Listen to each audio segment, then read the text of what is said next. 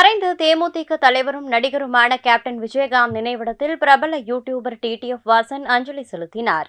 பின்னர் செய்தியாளர்களை சந்தித்த அவர் விஜயகாந்த் குறித்து உருக்கத்துடன் பேட்டியளித்தார். மக்கள் மனதில் நீங்கா இடம் பெற்றிருக்கும் மதுரை வீரனுக்கு எங்கள் மஞ்சள் வீரனின் படக்குழு சார்பாக ஆழ்ந்த இரங்கல்களையும் அனுதாபங்களையும் தெரிவித்துக் கொண்டேன்.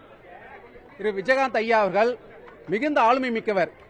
அவருடைய வரலாறை எண்ணி பார்த்தால் வியப்பாக உள்ளது. புதுமுக இயக்குநருக்கு வளர்ந்த நடிகர்கள் வாய்ப்பு தருகின்ற இடத்தில் 54 புதிய இயக்குநர்களுக்கு வாய்ப்பளித்துள்ளார்.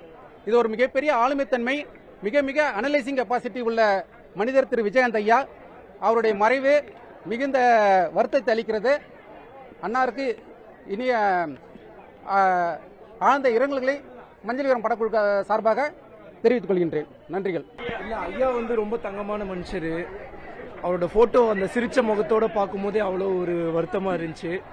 ஸோ உலகத்திலேயே மிகப்பெரிய தானம் அன்னதானம் தான். ஸோ அதுலேயே தலை சிறந்து விளங்கினவர் உண்மையாகவே. ஸோ அதை பார்த்து நம்மளும் கற்றுக்கணும். ஸோ ரொம்ப நன்றிங்க. நான் ஆல்ரெடி பண்ணிட்டு தானே இருக்கும், நிறையவே கண்டிப்பாக பண்ணிகிட்டே தான் இருக்கணும். இன்னும் ஜாஸ்தியாக பண்ணலாம். என்கிட்ட 1 மணிக்கு தான் சொன்னாங்க. அதுவும் இல்லாமல் இன்னொன்னும் சொல்கிறேங்க்கா, இன்னைக்கு எனக்கு கோர்ட்டில் கேஸு அதெல்லாமே பேசிட்டு அதெல்லாம் விட்டுட்டு தான் வந்திருக்கோம். காஞ்சிபுரம் வரைக்கும் போயிட்டு அங்கெல்லாம் முடிச்சுட்டு தான் நான் இங்கே மறுபடியும் வந்திருக்கேன்.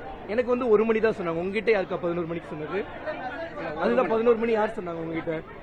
1 மணிக்கு தான். ஆனால் எங்களுக்கு 1 மணிக்கு தான் சொன்னாங்க. நாங்கள் அதே மாதிரி டைமிங்க்கு வந்துட்டேன். செய்திகளை உள்ளது உள்ளபடி தெரிந்து கொள்ள ரெஃப்ளெக்ட் நியூஸை சப்ஸ்கிரைப் பண்ணுங்க.